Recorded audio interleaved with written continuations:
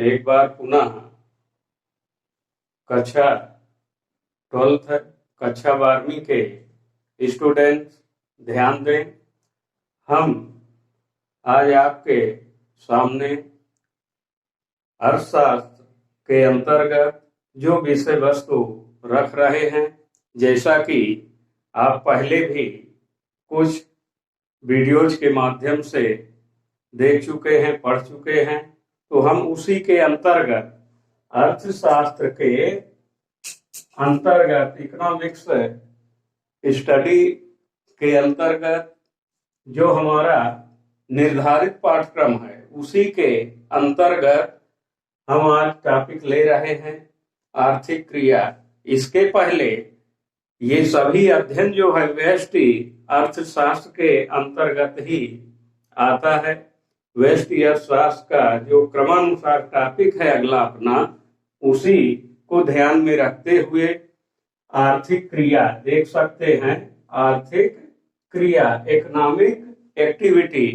आर्थिक क्रिया अर्थात आर्थिक क्रियाएं इकोनॉमिक एक्टिविटी के अंतर्गत हम आज रोचक ढंग से प्रयास करेंगे कि आपके समक्ष यह विषय वस्तु जो है बहुत अच्छे ढंग से पहुंचे और आप अधिक से अधिक देखकर समझकर ज्ञान अर्जन कर सके। तो इसके अंतर्गत चैप्टर 1 के अंतर्गत ही आज हमारा पार्ट 2 क्लासेस के रूप में आर्थिक क्रिया इकोनॉमिक एक्टिविटी क्या होती है, अर्थशास्त्र के अंतर्गत इसका क्या महत्व है, क्योंकि इसके पहले हम अर्थशास्त्र की डिफिनीशन और मीन्स के अंदर यह बता चुके हैं कि अर्थशास्त्र क्या है। अर्थशास्त्र एक ऐसा सब्जेक्ट है या ग्रंथ है, शास्त्र है, जिसके अंतर्गत यह हम आपको सभी को मालूम है कि अर्थशास्त्र के अंतर्गत हम केवल आर्थिक क्रियाओं का ही अध्ययन करते हैं जो सीधे धन से जुड़ी हुई होती हैं। तो आज सब्जेक्ट मैटर के रूप में आर्थिक क्रिया इकोनॉमिक एक्टिविटी को हम उसके अलग अलग भागों में बांट के दिखाए। नंबर 1 उपभोग, उत्पादन, विनिमय, निवेश। तो इस प्रकार से आर्थिक क्रिया के ये चरण हैं, ये क्रम हैं, यानी आर्थिक क्रिया किन किन रूपों में होती है, तो उसी को ध्यान में रखते हुए एक चार्ट के रूप में दिखाया गया है। किस प्रकार से आर्थिक क्रिया का जो संबंध है वो हमारी किस प्रकार की एक्टिविटी से है। तो उपभोग की क्रिया, उत्पादन की क्रिया, विनिमय की क्रिया, निवेश की क्रिया, ये क्रमशः जहां जैसा आवश्यक होता है हम अर्थशास्त्र के अंदर या अपने मानव जीवन क्रियाकलाप के अंतर्गत इस प्रकार के कार्य करते हैं। फंक्शन इकोनॉमिक एक्टिविटी कहीं ना कहीं जो है होती ही है, और कहा भी जाता है कि पहले क्रिया और इसके बाद प्रतिक्रिया। तो वास्तव में आर्थिक कारकों के अंतर्गत इस प्रकार से ये 4 क्रम को हम जानेंगे, समझेंगे कि ये क्रियाएं किस प्रकार से संपादित होती हैं या मानवीय आवश्यकताओं के साथ जुड़ी होती हैं। तो क्रमशः उपभोग कंज्यूमेशन, उत्पादन प्रोडक्शन, विनिमय एक्सचेंज और निवेश इन्वेस्टमेंट, इन 4 चरणों के रूप में 4 भागों में इसे विभक्त करके बताया गया है कि आर्थिक क्रिया यानी अर्थशास्त्र के अंतर्गत जो आर्थिक क्रियाएं हैं वो इस प्रकार से होती हैं। तो उन्हीं को हम क्रमशः आज देखेंगे, जानेंगे और समझेंगे। तो नंबर 1 उपभोग। उपभोग क्या है? जैसा कि शब्द से ही स्पष्ट है, उपभोग। तो उपभोग वह आर्थिक क्रिया है जिसके अंतर्गत व्यक्तिगत तथा सामूहिक रूप से आवश्यकताओं की संतुष्टि या पूर्ति के लिए वस्तुओं और सेवाओं की उपयोगिता का सृजन किया जाता है। इस प्रकार से उपभोग किया जाता है, क्योंकि अर्थशास्त्र के अंदर विद्यार्थियों अर्थशास्त्र के अध्ययन में कुछ शब्दावलियां ऐसी होती हैं जिनका बार बार उपयोग होता है, रिपीटेड शब्दावली होती है, यानी जिनको हम समझने समझाने में कई बार उनका उपयोग करते हैं और इसीलिए उनका हमें आशय समझना आवश्यक है। तो जैसे वस्तुओं और सेवाओं का आर्थिक क्रिया में क्या महत्व है, क्या उपयोग है या क्या संबंध है, तो इसको समझ सकते हैं कि वस्तुओं और सेवाओं की उपयोगिता का उपयोग किया जाता है। उपभोग में सीधी बात सामने आती है और हम उसका प्रत्यक्ष या अप्रत्यक्ष रूप से अनुभव भी करते हैं कि आर्थिक क्रिया के अंदर उपभोग जो है मानवीय आवश्यकताओं की संतुष्टि या पूर्ति के लिए जिन वस्तुओं और सेवाओं का हम उपयोग करते हैं वही उपभोग कहलाता है। तो इस प्रकार से अर्थशास्त्र के अंदर वस्तुगत और सेवागत ये दो प्रकार के प्रोडक्शन भी होते हैं, यानी उत्पादन होता है, यानी सेवाओं का सृजन किया जाता है। तो इस प्रकार से अर्थशास्त्र का संबंध जो है सेवाओं से भी है, वस्तुओं से भी है। तो इस प्रकार से goods and service activity of the economics, तो इस प्रकार से वस्तु का भी संबंध धन से है और सेवाओं का भी संबंध धन से है, क्योंकि ये दोनों प्रकार की क्रियाएं आर्थिक क्रियाओं से जुड़ी हुई होती हैं। अब इसको हम कुछ उदाहरणों से समझ सकते हैं, जान सकते हैं।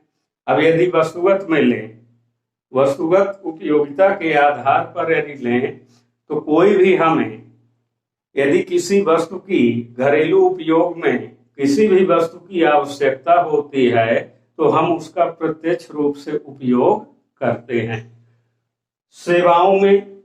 सेवाएं जो हैं वस्तुगत नहीं होती, दिखती नहीं है, हम केवल उनका अनुभव कर सकते हैं। उदाहरण बताओ, जैसे शिक्षक का पढ़ाना, तो शिक्षक का जो पढ़ाना है विद्यार्थियों का स्कूलों में या अन्य संस्थाओं के अंतर्गत, तो उनका जो संबंध होता है सीधे आर्थिक क्रिया से होता है। किसी डॉक्टर का अपने मरीज का इलाज करना ये भी सेवा है। किसी वकील का अपने पक्षकार का जो मामला है उसको सुलझाना, पैरवी करना, वो भी सेवा के अंदर आता है। तो इस प्रकार से अर्थशास्त्र के अंदर ये बात बिल्कुल ध्यान में रखें कि वस्तुएं या सेवाएं ऐसी दो प्रमुख तथ्य हैं या कार्यविधि हैं जिनके अंतर्गत सीधा हम आर्थिक क्रिया के रूप में उनका उपभोग करते हैं।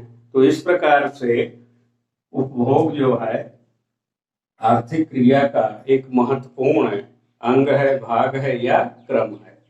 नंबर 2 उत्पादन। नंबर 2 में उत्पादन देखें तो उत्पादन क्या है? प्रोडक्शन।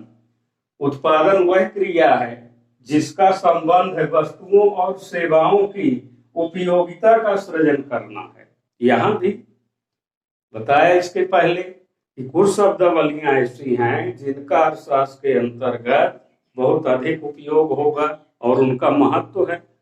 तो उत्पादन वह क्रिया है जिसका संबंध वस्तुओं और सेवाओं की उपयोगिता का सृजन करना है, यानी वस्तुओं और सेवाओं की उपयोगिता। और वास्तव में यदि देखें तो मानव जीवन में अपनी आवश्यकताओं की पूर्ति के लिए दो प्रमुख इकाइयां जो हैं आर्थिक क्रिया से जुड़ी हुई होती हैं, और इन्हीं के माध्यम से हम अपनी आवश्यकताओं की संतुष्टि करते हैं। तो इस प्रकार वस्तुओं और सेवाओं की उपयोगिता से संबंधित जो भी कार्य है उसका हम उत्पादन के रूप में कार्य करते हैं, उपयोग करते हैं। तो अब इसमें वस्तुओं के रूप में उत्पादन प्रत्यक्ष रूप से होता है। तो उत्पादन यहाँ प्रश्न है, प्रश्नात्मक बात से समझ सकते हैं कि उत्पादन क्या है, किसका किया जाता है, क्यों किया जाता है और उत्पादन कैसे किया जाता है। तो इन प्रश्नों के माध्यम से, प्रश्नात्मक शब्दों के माध्यम से हम उत्पादन को ऐसे समझ सकते हैं। तो उत्पादन के अंतर्गत उन्हीं वस्तुओं का उत्पादन किया जाता है जिन वस्तुओं की हमें नितांत आवश्यकता होती है, यानी परम आवश्यकता होती है, जो हमारी दैनिक उपयोगिताओं की पूर्ति में सहयोगी होती हैं। ऐसी वस्तुओं का हम क्या करते हैं, उत्पादन करते हैं। जो छोटे बड़े प्रोडक्टर होते हैं, उत्पादक होते हैं, वो कल कारखानों, इंडस्ट्रियों आदि के माध्यम से मानवीय आवश्यकताओं से जुड़ी हुई वस्तुओं का ही उत्पादन करते हैं, जो कि उनकी आवश्यकता हमेशा बनी रहती है। इसी प्रकार सेवाओं का भी उत्पादन होता है, जैसा कि अभी उपभोग के अंदर सेवाओं की उपयोगिता को बताया गया। उसी प्रकार से संबंध जो है सेवाओं का उत्पादन से है, उत्पादन का सेवाओं से। तो सेवाओं का भी उत्पादन होता है, प्रोडक्शन होता है। जैसे शिक्षक का पढ़ाना ही उदाहरण यदि लें तो यहाँ प्रोडक्शन हो रहा है, सेवा के रूप में उसका उत्पादन हो रहा है। और प्रत्यक्ष रूप से जो विद्यार्थी है या जिनको ऐसी विषय वस्तु विषयानुसार अपने जाननी और समझनी है, तो शिक्षक अध्यापक के माध्यम से, टीचर के माध्यम से प्रत्यक्ष प्रोडक्शन की तरह हम उनका अनुभव कर सकते हैं। इसीलिए ये ऐसी क्रियाएं हैं जो वस्तुगत रूप में दिखाई नहीं देती, पर उनका सेवाओं के रूप में सृजन होता है और मानवीय आवश्यकताओं की पूर्ति भी उससे जुड़ी हुई होती है। तो इस प्रकार से आर्थिक क्रिया के अंतर्गत उपभोग, उत्पादन। अब आगे विनिमय, एक्सचेंज। एक्सचेंज जो है विनिमय, तो विनिमय वह क्रिया है जिसमें वस्तु या उत्पादन के साधन का क्रय विक्रय किया जाता है। विनिमय यानी अदला बदली, लेन देन परस्पर होता रहता है। तो इस प्रकार विनिमय वह क्रिया है जिसमें वस्तु या उत्पादन के साधन का या साधनों का क्रय विक्रय किया जाता है। स्पष्ट है सरल शब्दों में। अर्थात हम यह कह सकते हैं कि विनिमय क्या है, तो इसको भी बहुत रोचक ढंग से बताया गया है।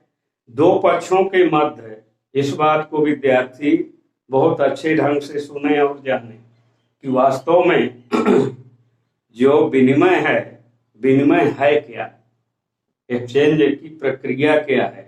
तो दो पक्षों के मध्य होने वाले ऐच्छिक, वैधानिक, पारस्परिक हस्तांतरण को विनिमय कहते हैं। ठीक, तो इनमें जो शब्दावलियां आई हैं, विनिमय की परिभाषित के रूप में समझ सकते हैं। विनिमय जो है दो पक्षों के मध्य होगा, यानी दो पक्ष होंगे, ऐच्छिक होगा, वैधानिक होगा, तभी पारस्परिक जो है हस्तांतरण माना जाता है या होता है, उसी को हम विनिमय कहते हैं।